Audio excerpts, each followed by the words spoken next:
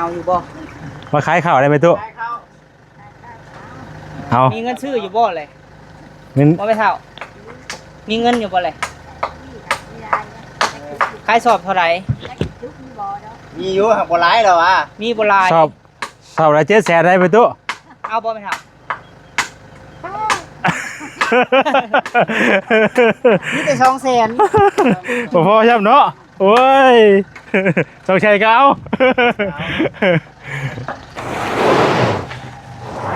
ได้ป่ะได้อ่าเดี๋ยวเลยแม่นเอาออกมาเลยก็ได้โอ้ลูกสาวเรากลับมาแต่ผมเนาะแล้วเอาคนทานมาบ่อนเอาไปเอื้อยมุมน้ำแมวมาพ่อว่าได้บ่ไม่ไม่ฮะนี่พ่อก็ไปตัดไม้พี่น้องเลยพ่อกับเฮ็ดสะก่อนเนาะเฮ็ดอันสัมพอซะก่อนเนาะเฮ็ดสัมพอซะก่อนทางบ่าวพามีทั้งน้องราตรีเนาะอยู่นี่เบิดเลยนี่โอ้บ่ได้พ่อกันตะลนน่ะเนาะดีไปแห้งอยู่เห็นบ่แม่นแต่ดองราตรีเพิ่นบอกกินข้าวว่าเป็นโตได้ยังได้กินน่ะเฮ็ดแกงเฮ็ดบ่เฮ็ดไรเฮ็ดไรบ่ก็ได้กินข้าวเนาะ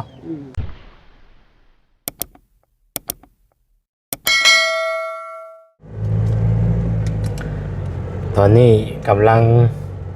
จะเดินทางไปหาแม่ตู้คำพี่น้องเอ้ยสบายดีเด้อพี่น้องเด้อเนาะสบายดีเบิดสุขสุขคนพี่น้องเอ้ยพอๆกับซองบอแซนตอนเที่ยงเนาะตอนนี้ก็กำลังไปหาแม่ตู้คำล้นตึบเลยได้พี่น้องเอ้ยบ่ได้ไปหาเพิ่นเนาะ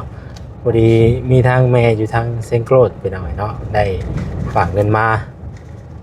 ทางบอแซนเป็นสะพานบุญให้ซื้อข้าวมาให้ทางเห็นเราอยู่นี้เห็นเนาะกระตกใหม่เนาะให้ค่ากูเก่าเนาะพอไงคอมเมนต์ไปหน่อยเนาะเห็นแล้วกินข้าวมาเส้นทางนี่ในคอมเมนต์ที่ว่าเราจอดติดรถนะเนาะเราอยู่หายเดี๋ยวข้าออกมากันว่าจังไดเดี๋ยวสิไปเด็ดน้ำเล่ากำลังไปหาไปตู้คำเนาะเข้าทางนี่น่ะเป็นเส้นทางมหาวิทยาลัยบ่แม่นบ่มศเนาะทางมศเนาะมหาวิทยาลัยเนาะเขาถืออยู่เนาะที่ได้คนเห็นบ่ฮอดนี่พี่น้องเอ้ยฮะวิทยาลัยบ่ถืออยู่เนาะเขาว่าถืออยู่เนาะเด้อ่านไปก็ได้นี่มหาวิทยาลัยสวรรณเขตถืออยู่เนาะมขมันเป็นหมอเฮียนอาชีพบ่จิตเอาเฮียนจบม.7เขาจะมาเฮียนนี่ได้บ่เฮียนโรงเรียนแบบเฮ็ดบำรุงนี่บ่นี่นะบำรุงรักษาเฮียนวิชาชีพบ่เด้อเจ้าก็เฮียนสายสร้างเจ้าก็เข้านี้โอ้อยู่ในนี่นะเฉพาะเฮียนวิชาชีพเฮียนแบบอาชีพนะว่าอะไรกันเนาะว่าเขาจะเฮ็ดหยังใช่ที่หยังกันว่าเฮียนอยู่นี่บ่แล้วก็มีทุกแบบนะแต่ถ้าเฮาสิสมัครเฮียนหยังเนาะจังหวะเคยก็บ่เคยเฮียนแต่ก็ต้องมีในบทเรียนมันต้องมีเบิดใดเนาะเห็นหมู่มาเฮียนเฮียนแบบพวกวิชาชีพเด้เฮาบ่จักเฮาเฮียนบ่ฮอดได้พี่น้องก็เลยบ่ฮอดก็เลยบ่จัก FC ผู้เพิ่นน่าสิจักอยู่ดอก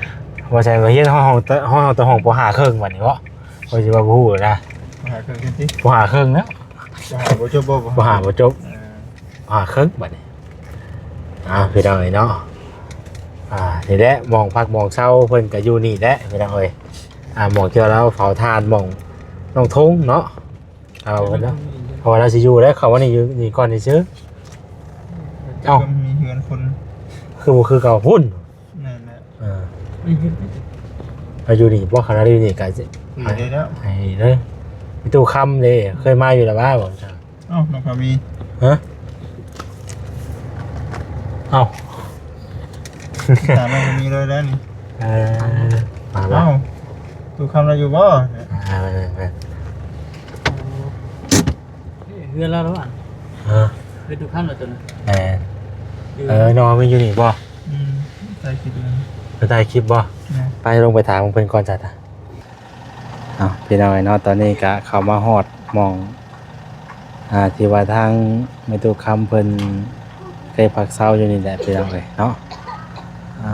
ตัวเผาทางไหนเด้มาที่แดดเนาะมีไฟในอยู่พี่น้องเอ้ย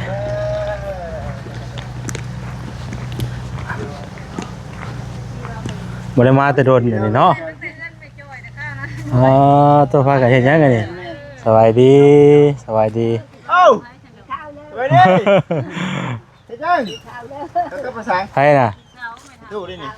โอ้ยเราอยู่นี่พอดีเลยนี่เนาะเลยกินข้าวว่าเป็นโต๊ะได้ยังไงกินน่ะ เฮ็ด แกงเฮ็ดบ่ เฮ็ดไร เฮ็ดไรบ่ เออ ก็ได้กินข้าวเนาะ อืม พี่น้องไอ้พอดีมีโอกาสได้มาหาทางเมตู้ค่ำมื้อนี้เนาะตอนแรกว่าสิไปหาอยู่เพื่อนพุ่นได้นอนอยู่นี่บ่ นั่นอยู่นี่ อันประเทินใหม่ได้จ้ะ ไม่นอนไม่ให้ชิมมาลูก บางทีก็เที่ยวไปเที่ยวมา ท่านหาก็แล้วมื้อนี้ล่ะ ฮะ มื้อแรงสิมื้อนอนถึง เฮ็ดไปเที่ยว คันว่าเฮามาเผาทานอยู่นี่น่ะมานอนอยู่พี่สิบ่ แม่น เอ เอาท่านมานอนถึง เผาทานมานอนพี่คันว่าบ่ได้เผาทานน่ะมานอนอยู่พุ่น อืม อ่า ไม่เผาท่านมื้อนอนถึง โดยเมื่อใดได้เผาทานกลับมานอนเผาวันทานอยู่นี้เนาะ โดยโตไปเลยเนาะทางบ่าวพามีทั้งน้องราตรีเนาะอยู่นี่เบ่เลยนี่ โอ้บ่ได้พ้อกันแต่โดนน่ะเนาะดีมีแฮงอยู่ เห็นบ่แม่นแต่ดองลาตี้คุณบอกคุณแล้วพี่น้อง อันนี้น่ะสิก่อออกมาให้ทางประตูหม้องหลังไฟบ่ โดย เพราะอะไรเพราะลมฟ้าลมฝนแน่เนาะไปตู้มันบ่มีบนดังไฟพี่น้องเลย ก็ออกมานี่เนาะ แม่ถ้าก็เฮ็ดแต่เพิ่นวางเดือนนึงบ่แล้วประมาณเดือนนึงนี่แหละจากเพิ่นย้ายไปตัวนั้น ตัวนี้น่ะเฮ็ดใหม่เด้อบ่ตัวนี้กะตะกี้แล้วนอนอยู่หั่นบ่ตะกี้ แม่น ไผสินอนอยู่หั่นเดี๋ยวนี้นะ บ่มีปิดไว้ ปิดไว้บ่ โดย น้องทงนวลบ่ได้ออกมาพี่บ่เดี๋ยวนี้ บ่เห็นเลย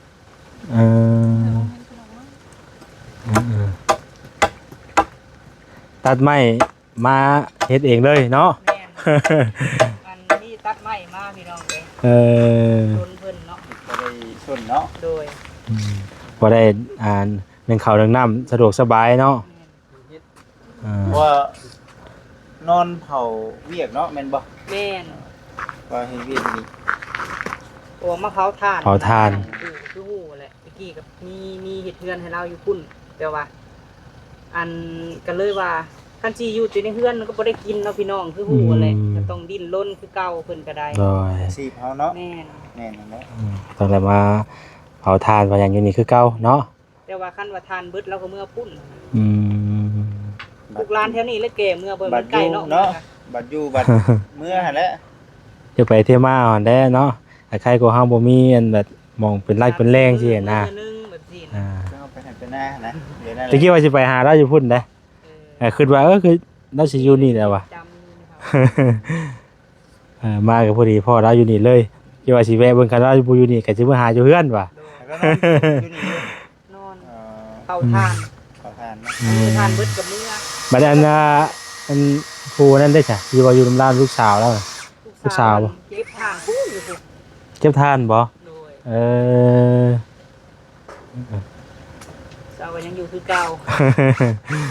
จะไปเที่ยวมาเพิ่นกันเนาะมันไหม้ได้จ้ะเฮาหาได้เอามาได้ไหม้ กระทรวงนี้ไม่เท่าแล้วเท่าแห้งแล้วซื้อเอาตรงนี้ค่ะ อ๋อซื้อเป็นรถบ่ รุ่นละ150,000เนาะลาตี อืม ป บางเทื่อก็เราก็บ่ได้กำไรดอกพี่น้องคือฮู้แหละคือช่วงนี้ฝนตกก็ลุกขึ้นพี่น้องกำไรก็บ่ได้ทุนก็บ่ได้ แต่ว่าเฮาก็เฮ็ดไปเนาะเคยเฮ็ดเด้ บ่ได้ซื้ออยู่ เดี๋ยวเล็กๆน้อยๆก็โฮมกันไปเนาะให้กูเฮาบ่ได้เฮ็ดหยังเลย ถ้าบ่ไปถึงสัมภาษณ์หึงเติบได้นอนละดีจำได้บ่พี่น้องจำได้แน่ติ๊กกี้เนาะพี่น้องป้าบ่ค่อยมีน้องละตีนี่พี่น้องเอ้ยเนาะ คือว่า ช่วงเบาจิตกับทีมงานเบาแซนตะกี้แม่แก้วพี่เพชรเนาะเพิ่นมาคอมเมนต์ตลอด แม่แก้วดีกุลบ่ แม่น แม่แก้ว เดี๋ยวนี้ยังคอมเมนต์อยู่นะ แม่น แม่แก้วดีกุลพี่เพชร ซื้อแป้นให้คือเมาอันเด้อเดือนนั้นน่ะได้ก็เงินเบาต้าบ่ให้ล้านนึงสมัยตะกี้ก็ได้ไหมเนาะมันพอสั่นเทิงเฮือนข่อยก็ได้หลายเติบอยู่ได้เนาะตะกี้ คิดว่าคนดังแล้ว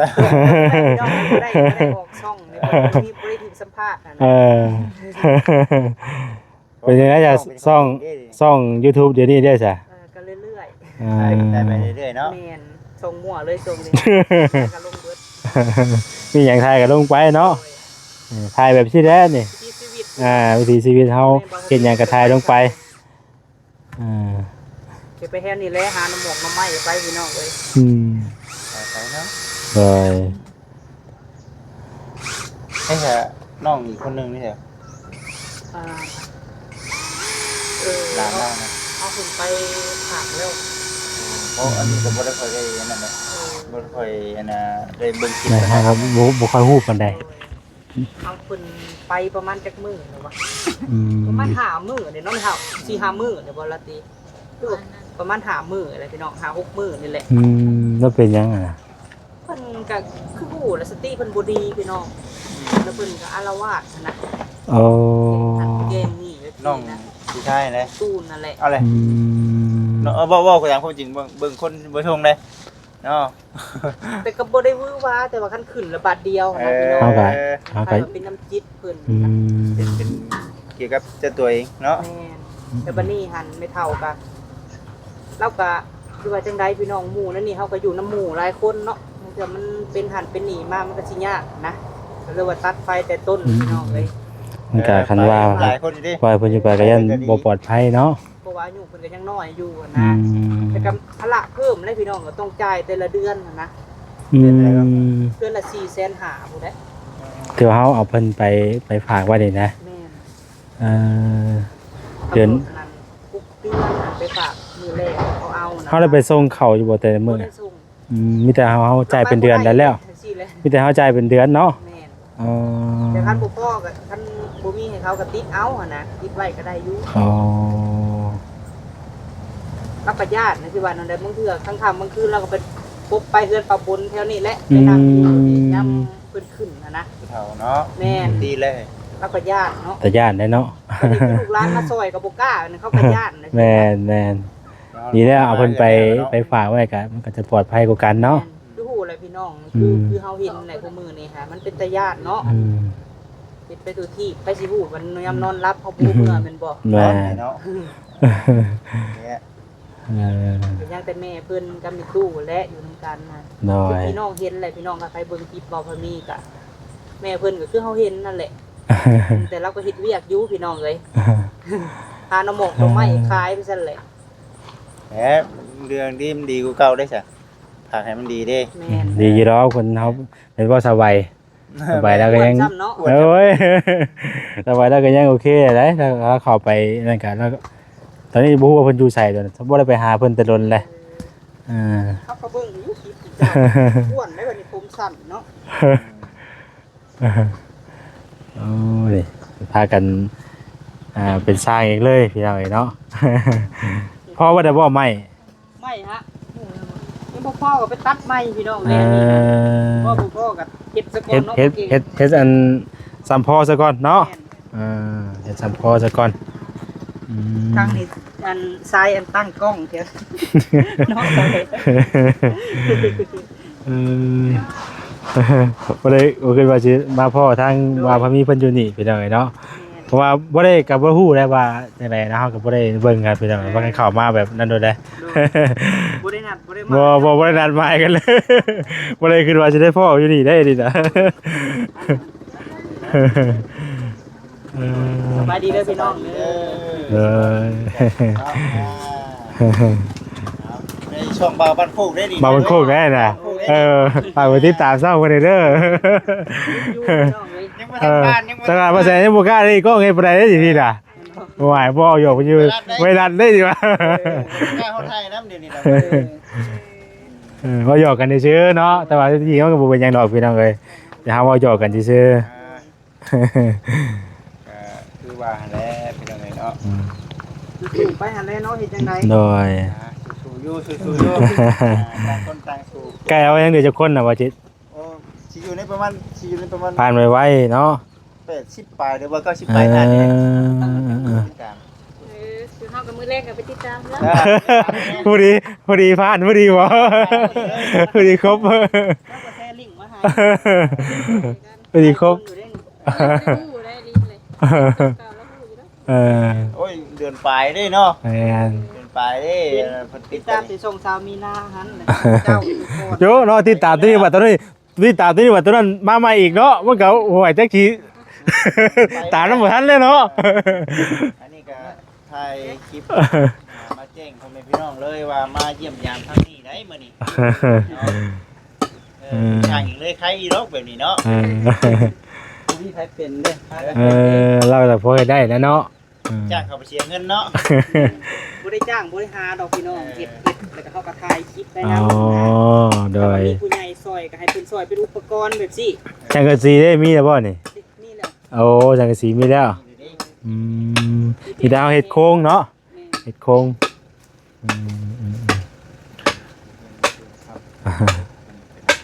บอกกันว่าเราอันเผาทานเนาะ โดย ก็ดีแล้วล่ะอยู่แบบซี่ก็โอเคคือกันเพราะว่าเฮาก็ต้องได้นั่นน่ะเนาะบ่ได้ก็หาเงินนำแน่นะแต่เฮาสิอยู่แต่เฮือนก็มันบ่มีเงินใช้ได้เนาะ ก็บ่ไปเฮ็ดหยังเลยก็บ่โอเคปานใด ของกิน แม่นเออ เราไม่ ปลาไม้ปลาตอก แม่นดีแล้วละ ไม่ก็ขายได้ แม่น เราไม่ได้อยู่บ่ได้กิน เอาก็เทียบไปแต่มันก็บ่ได้ก็ถือว่าไกลปานใดเนาะเฮาก็ไปๆมาๆทางก็สะดวกอยู่เนาะ 4ลัก 4ลัก 4ลัก เราเดือดเราก็ย่างเนาะ ย่างบ่ ตุลา เออคันย่างก็ไกลแล้วคันย่างเนาะคันว่าขี่รถก็บ่ไกลปานใด ตามใจไปแล้ว เออ เปล่าว่ามี เออ อันนี้เสียวอันนี้ขึ้น คือว่าเห็นเพื่อนเจ้าเฮ็ดเฮือนบ่ แม่น แล้วล่ะบ่ เพื่อนฮะก็ยังไปทาสีทางนอกอะไรพี่น้อง เออ ไหน ยังแดดอยู่ มันเนี่ย สีมีแล้วแต่ยังบ่ เอาสี ทา ท่านมีงง อ่า นี่แหละเนาะ โดย ยังบ่ทันได้ขึ้นบ่ขึ้นเรียบร้อยแล้วบ่ เดือน12พุ่นแหละอยู่ดีมี อ๋อ ยังสิฮอดอยู่ดอก โอ้ วงนั้นได้เห็นเนาะ สิฮอดทุกคนคือเก่าพี่น้อง ยังบ่ได้เห็นตัวจริงได้เห็น อืมเพราะว่าเพราะฉะนั้นก็บ่ได้เข้าไปทางนั้นแต่โดนได้พี่น้องเนาะบ่ได้เข้าไปแต่มงตั้งแต่เฮือนนั้นเข้าไปล่าสุด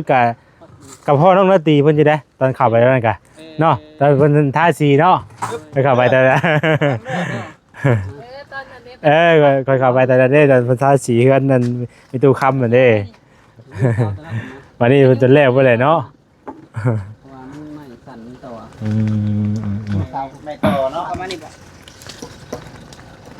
ระวังเด้อระวังคน พลาดบ่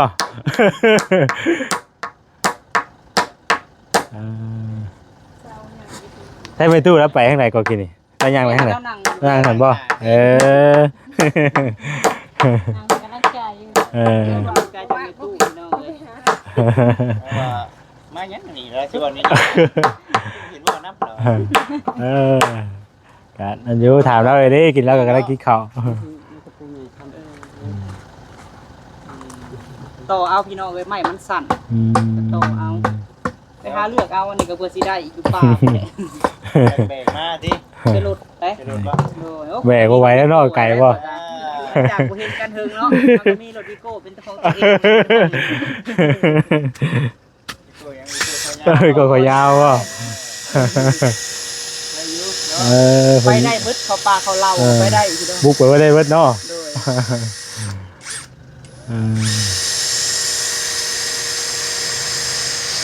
เอาสวรรค์ซีซะก่อนบ่ คิดแล้วก็ตะปูซื้อมาบ่แตก ไปใส่เป็นเอาไว้พอดีว่าซื้ออันนั้นซื้อข้าวมาให้ทางมีตู้เพิ่นมื้อนี้นะ ดีใจน้ำเพิ่นพี่น้อง ซื้อข้าว มื้อก่อนเขาเลยเขากินกันยังบ่ได้ เราก็หาเงินซื้อข้าว ซื้อ ตลอดอยู่แล้วเนาะ ตลอด อืม ใช้เงินกับแบ่งซื้อข้าวแน่ไม่ถูกก็ได้ซื้อพื้นซื้อไม้ อ๋อ ไม่ยังซื้อนะเนาะ ซื้อ โดย เราเฮ็ดบ่ได้แล้วปีนี้เราก็83 84เลยพี่น้องเอ้ย ดูให้ร้านเนาะ แม่นผักก็บ่ได้แล้วคันผักก็บ่ได้กินได้ช่วยจังได๋ ดินล้นคือเฮานี่แหละเนาะเราแบบติบ่ได้พอแต่เงินเลยเฮ้ยบ่ใช่ ไป เนาะ เอาไปเอาเข่ามาให้ครับเอาเข่าไว้ในเฮือนได้บ่หรือว่าป้าไว้หมองใดหมองนึง เดี๋ยวสุเฮาสิอันนั้นให้เราก็ ใช่กับป้าให้ก็ได้หมองแล้วนั่งกันเนาะ โดย ป้าโดยเดี๋ยวจะป้าไปหันก็ได้ป้าเนี่ยเพิ่นทางเราบ่มี แล้วที่จะพ่อหาแล้ว อันนี้ก็ได้ ได้ไปซะเอาเข่าก้อนสิน้องเอ้ย พี่ตู้คุณมาขายข้าวให้เอาอยู่บ่ มาขายข้าวได้ไหมตุ๊เอา มีเงินซื้ออยู่บ่เลย เงิน บ่ไปเท่ามีเงินอยู่บ่เลยขายสอบเท่าไหร่ มีอยู่หักบ่หลายดอกอ่ะ มีบ่หลาย สอบละ700,000ได้ไหมตุ๊ เอาบ่ไปเท่ามีแต่200,000 พอใช่เนาะโอ้ยต้องใช้กาวต้องใช้กาว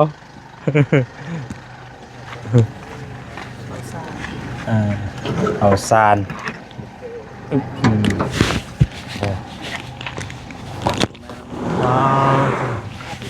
โล ได้ป่ะ ได้ อ่า ที่น้องเอ้ยแม่นเอาออกมาเลยก็ได้โอ้ลูกชาวเราก็มาแต่ผู้เนาะแล้วเอาคนทานมาบ่นะ เอาไปเอื้อย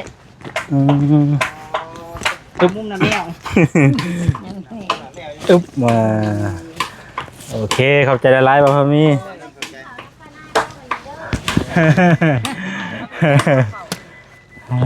เดี๋ยวเลย เนาะ สบายดีพุ่นเอื้อย มุมหน้าเมาแล้วกันเนาะ สบายดีนะสบายดี สบายดี ผู้ได้หยังคือหลาย เด้อที่ไหนนะไปเพิ่งดู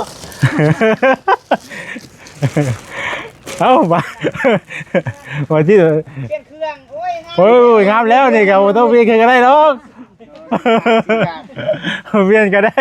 บางทีตัวให้เราเมื่อดำใบนะเจ้าของแล้วก็บ่ใบนะ พี่น้องเนาะอันซื้อเข่า50 กิโลมื้อนี้แล้วก็ไข่แตะนึงแล้วก็มีนมเนาะนม2 แพ็คพี่น้องเนาะมาให้ทางในตู้เพิ่นผู้ใหญ่ที่ว่าเคยซื้อข้าวซื้อน้ำมาให้เพิ่นที่ผ่านมาแหละพี่น้องเนาะก็แม่อยู่ทางเซนโกรธเด้อแม่เด้อ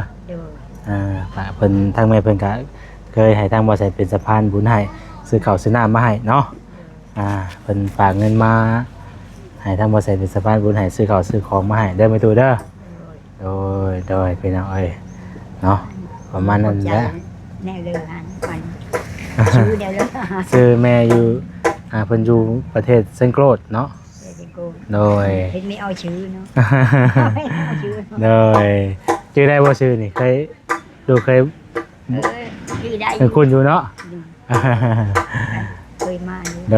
โดยพี่น้องนี่ได้ทางแม่เพิ่นให้ซื้อข้าว50 โลแล้วก็ไข่แล้วก็มีนมนำได้ไหมเด้อโดยเป็นมุกพอใจอยู่จังอยู่จังโคอยู่จังเลยจังโคแม่ก็ใจ โดย ดีแห้งเด้อ พี่ใหญ่จะดีเนาะสอนในตู้กะ เขาอยู่ดีมีแห้งเด้อไม่เด้อเจ็บไม่ได้ใครยังมีเด้ออย่าว่ามาชิ้นใดคือใดชิ้นนั้นเด้อเขาอยู่ดีมีแห้งมันยืนเด้อกูทางลูกคุณชายบุญเก่าเขาอยู่ดีมีแห้งหาคือก็คือได้ชิ้นนั้นเด้อเด้อ ถูกเนาะ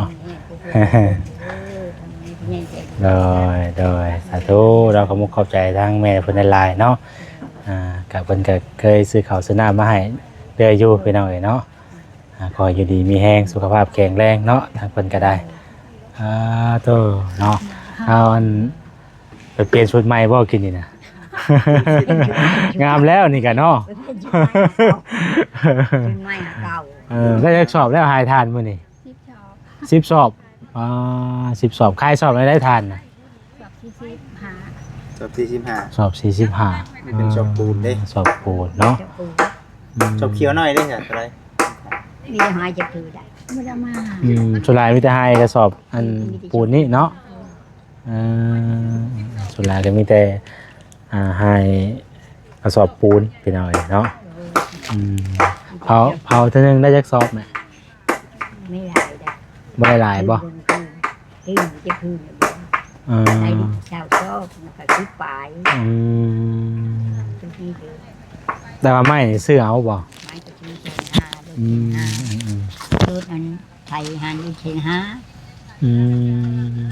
เขาเป็นมีเชื่อได้ได้ รถไทยเต็มรถไทยนะ150,000 เชนห้า อ๋อรถละ150,000 เชนห้าเนี่ยไปกินเชื่อแดกใครได้บ้าง จักรถจังได้อันจูดเท่านึงเอามาเลี้ยงนะ ไม่เท่าเอาชมแห้งไม่เท่าชี้รถ สีรถชุดแล้วนี่กันเนาะ ชุดเมื่อนี้ได้ชี้5 คืนเนี่ยดอกชุดได้ เพราะอะไรก็ซีรถแหละเพิ่นนำมากองเป็นเตานึงเนาะมาโฮมกันกองไอ้เตานึงก็ถือว่าว้าวเท่าเนาะบ่ได้ก็ยังแข็งแรงมีตู้เป็นกันยังเฮ็ดได้เนาะซำนี้น่ะพี่น้อย โอ้ยที่ได้ก็ตัดมีได้มีเห็นหุง บืนไปแน่เนาะมีตู้เนาะเฮ็ดจังได๋เนาะคันบ่เฮ็ดก็ มีได้กินแล้วก็ยุบไปแล้วไหม เป็นจังได๋กับลูกชายน่ะเป็นจังได๋ก็คือว่าเอาไป ใช่ค่ะก็เชียไปมันเอสนั้นทางไม่ดีนะเชียวกินไม่กินเลยนะคะมันก็เช่าแล้วเก่าแม่ไม่เอามาน้ำมาชมดูป้าที่อยู่ ถ้าเพิ่นเคยเป็นบ่เคยเพิ่นฝากเพิ่นบ่ มาค่ะ แต่ก่อนน่ะนะ เคยเป็นไม่ได้เป็นมันยาได้หลายปีแล้วชงปีแล้วชงปี3 ปีแล้วมันยาหันในเท่าเรามาอยู่น้ำอยู่พุ่นปัดยามันพิษอีกนะหมูไหล ถ้าว่าคนเคยแล้วน่ะมันคำว่าเฮามาต้องนิดหน่อยมันก็ขึ้นขึ้นมาแล้วแหละ มาลีอยู่พี่กับ ถ้าเฮาบ่ไหววุ่นวายเลยก็บ่เป็นหยัง จักมันเป็นในเลิกแม่กะมีจักเลยเรามันหายแล้วมัน1,000นี่อาชื่อผ่าหางเชื่อมันเฮาพิษพันน้อยนึงมันก็พิมพ์ดิมันไปเอาไปพันไปนำมันนั่นละมือดีแต่พี่ มันก็บ่ปลอดภัยไปได้เนาะแม่ย่านเนาะ ยานปลอดภัยไปได้มือก็ยานได้ น่าจะเดือนเนี่ยเพิ่นไป โอ้ยหาก็ได้ทิศนึง ก็ได้อาทิตย์นึงกำลังเริ่มไปเลยบ่ แต่ว่าเฮามีค่าใช้จ่ายแบบใดก็ ใช้จ่ายนั่นบ่ โดย แม่กันไปทุกคนนั่นชื่อทุกคนนี่ชื่อ1,500,000ตาละเดือนนะจ่ายมาแล้วก็แต่ละเดือนก็4,500,000เนาะถ้าเฮาเอาไปฝากเพิ่น 4,500,000เอาไปพระในชื่อ3 ล้านนี่ได้ไปทุกคนในปกโควิด อ๋อว่าแล้วก็เคยเอาเพิ่นไปแล้วเนาะเคยบินไปแล้วจ่าย4,500,000ทีนี้ไป3 ล้านนั่นแหละ4,500,000ไม่เท่าที่ท่านมาแล้วก็เฮาก็หาเงินตัวนี้ได้เนาะพอได้ไปจ่ายแต่ละเดือนเนาะทั้งซื้อข้าวซื้อน้ำแน่เฮาก็ได้เนาะซื้อข้าวซื้อน้ำแน่ซื้อข้าวซื้อน้ำแน่ได้แล้วมีพ่อเป็นแบบว่าชุดนี้ก็ได้ชุดนี้แล้วสู้ไปแล้วประตูเนาะเพิ่นดีเพิ่นเศร้าไว้เนาะเพิ่นเศร้าแล้วก็เฮาก็เอาออกมาก็ได้แล้วว่าเพิ่นออกมาก็ได้เนาะย่านแต่ว่า นั่นเลยเนาะ รอยากพี่น้องตัวนี้ รอยากเนาะ โอ้ยมีจักหิมีจักเฮินมาเฉพาะยังยางอยู่เล็กน้อย มันเปิดมันเป็นฮิต คันออกมาแต่บ่ออกมาทหารบ่ ออกมาทหารไง เออ แปมก็จะดึกจะเป็นโอ้ยปูฮะกะซื้อยาเพิ่มมากก็ไม่ดียาเพิ่มมากก็ไม่ดียืน โดย เมื่อคืนนี้ชงดื่ม เฮากะประมาณนั้นแหละพี่น้องเนาะมื้อนี้ก็เฮาก็ได้มาฮอดทางแม่ตู้เพิ่นแล้วตอนแรกว่าสิไปพุ่นแล้วตอนแรก ก็ไปพุ่นก็มาพุ่นก็สิบ่ครบเนาะ ไม่ครบแล้ว จนหลายว่าเฮามา เวลา เผาทานนี่เนาะ ชามคืนยี่คืนหาเป็น นอนคาเกบ่เพิ่นใหม่นอนคาเกบ่ ขาคือน้องขาคือ คาเก ก็แรกก็อยู่พี่หลายๆมื่อได้ชามคืนมาอยู่พี่หลายๆได้ไหมได้ผัวกันมาเนาะชอบจืดชอบเผามันพันเพิ่งจืดก็เป็นห้าคืน แต่ว่าอยู่พุ่นน่ะเผาทานบ่ได้บ่มันมีหมู่ มา เผา ได้เนาะเผาหมูกับควัน โอ้ ยันหมูควันแดง โอ้ ดีมีแห้งก็มุกขบใจเด้อดูเป็นยี่พันข้าวแม่ก็พอดีนี่ข้าวแม่ก็พอดีนี่เขาแรงนี่นะโอ้ยว่าพอดีพอดีข้าวแม่ก็มีข้าวแรงแล้วอยู่ที่ไหนได้ ซื้อตลอดบ่ขาดตัวซื้อเท่าไหร่โล ซื้อเท่าไหร่5 โล เอาแพงๆชั่วโมงนี่เนาะโลละ10 กว่าพันบ่โล10ตัวใด 15,000บ่ 15 16นี่นะ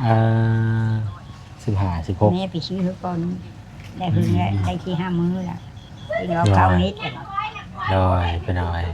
ไปใส่เฮาก็มีแต่ประมาณนั้นแหละพี่น้องถ้ามามีโอกาสก็จังสิเข้ามาเยี่ยมมายามอีกเนาะ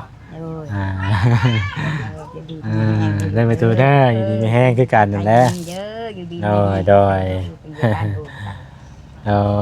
ขอบใจหลายๆเนาะไปก็สิ คือการ บ่จิบ่ไปเบิ่งหม่องเพิ่นนั่นบ่หม่องน้องเพิ่นนั่นน่ะหายทานนั่นเด้อยู่ไสว่า นั่นแล้วบ่ ยังฮะแล้วเลย บ่เรียบร้อยเนาะ แล้วเลยเด้ได้บ่น่า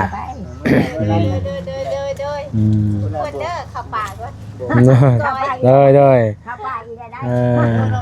หาคุดอย่างน้อจิรอบ่คุดหยัง เขามาขุดก้อยสิพาเขาไปป่าเห็นก้อย เอาเลยไปตัวเด้ออยู่ดีมีแห้งเด้อเด้อปลาสิได้กลับปลาเพิ่นก่อนบัดนี้พี่น้องเอ้ยเนาะเด้อไปเด้อบัดนี้เด้อขอบใจปลาก่อนบัดนี้ถ้ามีโอกาสสิเข้ามาเยี่ยมยามอีกเนาะเข้ามาอยู่นี่จะว่าแล้วจักเนาะ โอเคขอบใจละลายเด้อไอ้ก้อนบัดนี้ไปพี่น้องเอ้ยทางเฮากะซื้อข้าวซื้อน้ำมาให้เพิ่นบรรยากาศบรรยากาศพ่อทั้งว่าพามีน้องกับน้องราตรีครับอยู่กับผัวเพิ่นแต่เพิ่นพากันมาเฮ็ดเกาะหม่องหลังพื้นหลังไฟให้ทางกันว่ามีตู้ค้ำพี่น้องเอ้ยเนาะทางบ่าวพามีเนาะเพิ่นพากันมาเฮ็ดให้เนาะจังได๋ก็ขอบใจขอบคุณทางแม่อยู่ทางเชียงโกรธเด้อเนาะก็ขอให้อยู่ดีสุขภาพแข็งแรงเนาะปราศจากโรคภัยไข้เจ็บขออยู่ดีมีแห้งสุขกายสุขใจเนาะความเจ็บอย่าได้ความไข้อย่าสุมีเด้อเนาะขอให้ปรารถนาสิ่งใดก็ขอให้ได้สมพรสมหลังดังปรารถนาขอให้มีแต่ความสุขความเจริญอยู่ดีมีแห้งทั้งครอบทั้งครัวเด้อเนาะเอาสบายดีเนาะโอ้ย